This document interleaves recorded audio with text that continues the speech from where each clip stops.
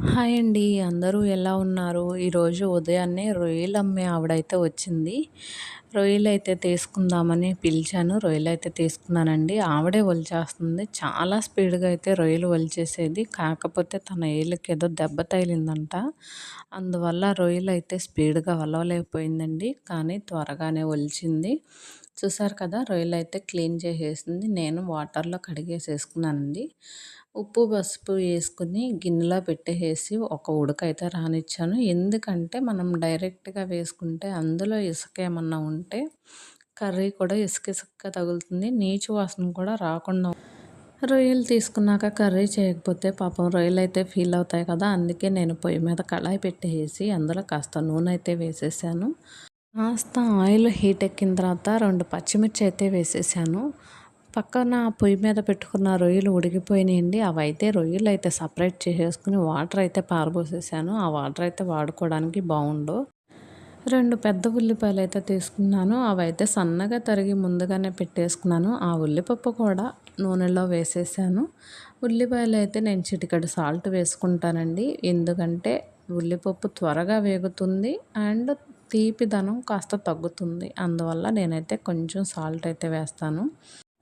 మనం చేసే రొయ్యల ఫ్రైకి అయితే చిన్న ప్రాసెస్ అయితే ఉందండి. ఒక కొబ్బరికాయలో ఒక కొబ్బరి చిప్ప తీసుకుని పచ్చి కొబ్బరి తీసుకున్నానండి నేనైతే.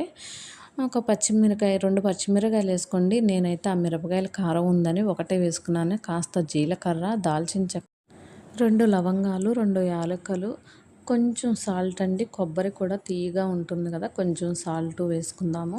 వేసుకుని మెత్తగా మిక్సీ పెట్టేసేసుకుందాము. ఉల్లిపాయ అయితే ఏగిపోవచ్చిందండి. ఉల్లిపాయ ఏగిపోయిన తర్వాత అల్లం వెల్లుల్లి పేస్ట్ వేసేసుకుని కాస్త అల్లం వెల్లుల్లి పేస్ట్ దోరగా వేగేలాగా వేయించుకుంటే కూర అయితే మంచి స్మెల్ వస్తుందండి. చూసారు కదా! అల్లం వెల్లుల్లి పేస్ట్ అయితే వేసేసాను. అల్లం వెల్లుల్లి పేస్టు పచ్చి వాసన పోయే వరకు అయితే మనం వేయించుకోవాలి. తర్వాత మనం రొయ్యలైతే ఆల్రెడీ ఉడకబెట్టి పెట్టుకున్నాం కదా! ఆ రొయ్యల్లో కాస్త సాల్ట్ అయితే వేసాము. కొబ్బరి కారం పట్టినప్పుడు అందులో కూడా కాస్త సాల్ట్ వేసాం కాబట్టి సాల్ట్ వేసేటప్పుడు మనమైతే కాస్త జాగ్రత్తగా చూసి వేసుకోవాలి. చూస్తున్నారు కదా! ఆ రొయ్యలైతే ఆనియన్‌లో వేసేసాను. ఆనియన్‌లో వేసేసినాక అందులో ఉప్పు, కారం, పసుపు ఇవి వేసుకోవాలండి. ఉప్పు అయితే మాత్రం వేసేటప్పుడు చాలా జాగ్రత్తగా వేసుకోవాలి. ఆల్రెడీ మనం ఉప్పు వేసి ఉన్నాం కదా! కొంచెం తక్కువగా వేసుకోవాలండి. పసుపు, కారం చూస్తున్నారు కదా! కారం కూడా నేనైతే ఎక్కువ వేయలేదు. ఆల్రెడీ కొబ్బరి కారంలో మిర్చి వేశాను. కూరలో కూడా ఆల్రెడీ మిర్చి వేసి వేయించాం కదా! అందుకని చెప్పి నేను కారం చాలా తక్కువ వేసుకున్నానండి. నేనైతే ఇప్పుడు కరివేపాకు వేస్తానండి. ఎందుకంటే కరివేపాకు మధ్యలో వేయడం వల్ల కరివేపాకు స్మెల్ రొయ్యలకు పట్టి కూర అయితే మంచి స్మెల్ వస్తుందండి. ముందుగానే మనం రుబ్బి పెట్టుకున్నాం కదా కొబ్బరి పేస్టు, ఆ కొబ్బరి పేస్ట్ కూడా వేసేసుకోవాలి. మనం వేసుకుంది పచ్చి కొబ్బరి కాబట్టి కాస్త ఎక్కువ సేపే పడుతుందండి వేగడానికైతే. మరీ వేగకుండా తీసేస్తే పచ్చి వాసన వస్తుంది. ఆ పచ్చి వాసన పోయి కూర అంతా దగ్గరగా వచ్చే వరకు కొబ్బరిని అయితే వేయించుకోవాలి. చూస్తున్నారు కదా! నా కర్రీ అయితే కంప్లీట్ అయిపోయిందండి.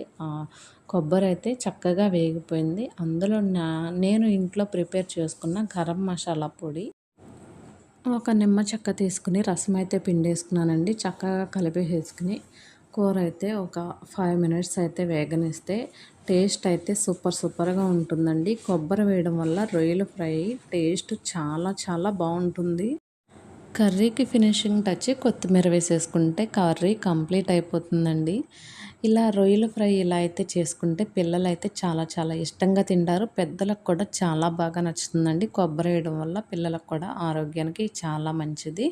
మీరు కూడా ఒకసారి ఇలా ట్రై చేసి కర్రీ టేస్ట్ ఎలా కుదిరిందో కామెంట్ బాక్స్‌లో కామెంట్ చేయండి. నా వీడియో నచ్చినట్లయితే నా ఛానల్‌ని సబ్స్క్రైబ్ చేసుకుని ఒక లైక్ చేయండి. అలాగే షేర్ చేయండి. Thanks for watching.